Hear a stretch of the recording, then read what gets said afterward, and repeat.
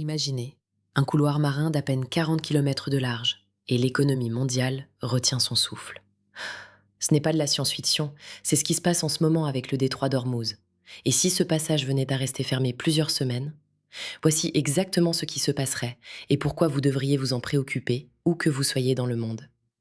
Le détroit d'Ormuz, c'est d'abord une question de géographie brute. Ce bras de mer relie le golfe Persique au golfe d'Oman, coincé entre l'Iran au nord et le sultanat d'Oman au sud. Ces couloirs de navigation officiels ne mesurent que 3,7 km de large chacun, à peine la largeur d'une grande ville. Et pourtant, c'est par là que transitent environ 20 millions de barils de pétrole par jour, soit près de 20% de la consommation mondiale.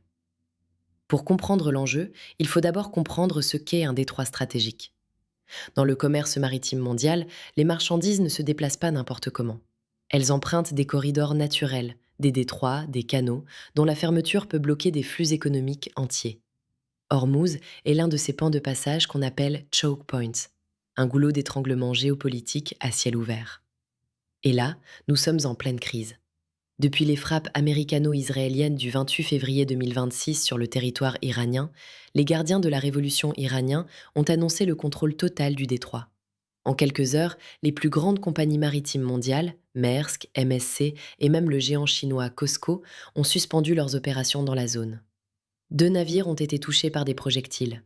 Selon l'Organisation maritime internationale, quelques 20 000 marins et 15 000 passagers sont actuellement immobilisés dans le golfe Persique. Ce n'est plus un risque théorique, c'est une réalité en cours. Les marchés ont réagi immédiatement. Dans la nuit du 1er au 2 mars 2026, le prix du baril a bondi de 13% à l'ouverture. Le pétrole brut Brent, qui se situait autour de 70 dollars en février, risque de franchir le seuil des 100 dollars si les tensions persistent, selon les analystes de l'IRIS. Et cela, dans un contexte où la croissance mondiale est déjà fragilisée par les tensions douanières et les incertitudes géopolitiques. Mais pourquoi ce détroit est-il si impossible à contourner? La réponse est simple, parce que la géographie ne laisse que peu d'alternatives. L'Arabie saoudite peut détourner environ 60% de ses exportations via ses oléoducs terrestres vers la mer Rouge. Les Émirats arabes unis disposent d'un pipeline vers le port de Fujairah, sur le golfe d'Oman. Mais des pays comme le Koweït, le Qatar ou l'Irak n'ont, eux, aucun plan B. Leurs exportations d'hydrocarbures transitent à quasiment 100% par Hormuz. En clair, une partie massive du pétrole mondial ne peut tout simplement pas sortir autrement. Ce détroit, c'est aussi un chiffre qui donne le vertige. En 2025, sur les 102 millions de barils consommés chaque jour dans le monde, 76 millions voyageaient par voie maritime. Et sur ces 76 millions, 20 millions passaient par Hormuz, soit plus que tout autre détroit, y compris Malacca. Le premier pays qui en paierait le prix, c'est la Chine. Pékin capte environ 40% du pétrole qui sort du golfe Persique, et 80% du pétrole iranien lui est déjà destiné. C'est précisément pour cette raison que lors de la guerre israélo-iranienne de juin 2025, la Chine avait fait pression sur Téhéran pour qu'il renonce à fermer le détroit. Pékin ne peut pas se permettre de perdre ce corridor, c'est son artère énergétique. Du côté des États-Unis, la 5e flotte stationne à Bahreïn et dispose de moyens considérables de déminage, de surveillance et d'escorte navale. Mais selon un rapport du Congrès américain d'août 2025, le désarmement d'un détroit miné prendrait des semaines, voire des mois. L'Europe, elle, réfléchit à une coalition internationale pour sécuriser le passage. Emmanuel Macron a évoqué cette piste début mars 2026. Mais le temps diplomatique et le temps des marchés ne se synchronisent pas facilement. Maintenant, parlons concret. Que se passe-t-il vraiment si le détroit reste bloqué plusieurs semaines? D'abord, un choc de prix sur l'énergie. Les industries les plus exposées sont la chimie, la pétrochimie, la sidérurgie, les engrais azotés et l'automobile. Des secteurs qui dépendent directement du pétrole et du gaz comme matière première. En Allemagne, en France, aux Pays-Bas, la compétitivité industrielle, déjà sous pression depuis 2022, se trouverait à nouveau brutalement affaiblie. Ensuite, un choc logistique. Si le trafic maritime est dévié vers le cap de Bonne-Espérance, les délais de transit allongent de 15 à 20 jours. Les surcoûts par voyage se chiffrent en centaines de milliers de dollars, rien qu'en carburant supplémentaire, sans compter l'explosion des primes d'assurance risque de guerre. Les chaînes d'approvisionnement mondiales, déjà tendues depuis le Covid, encaisseraient un nouveau choc. Et les populations du Golfe elles-mêmes? On oublie souvent, mais cette région est structurellement dépendante des importations alimentaires. Un blocage d'Ormuz, c'est aussi bloquer les bateaux de riz, de blé, de produits de base. En juin 2025, lors des premières frappes américaines, des cargaisons entières de riz à destination du Golfe avaient été bloquées en Inde. Pour les populations locales, pas seulement pour les marchés financiers, l'impact est immédiat. Pour l'Iran lui-même, fermer durablement le détroit relèverait d'un véritable suicide stratégique, selon les mots de l'économiste Emmanuel H. de l'IRIS. Téhéran se mettrait à dos non seulement les Occidentaux, mais aussi ses partenaires commerciaux asiatiques, Chine, Inde, Corée du Sud, Japon, dont les économies dépendent de ce passage. Alors, quel scénario peut-on envisager pour la suite?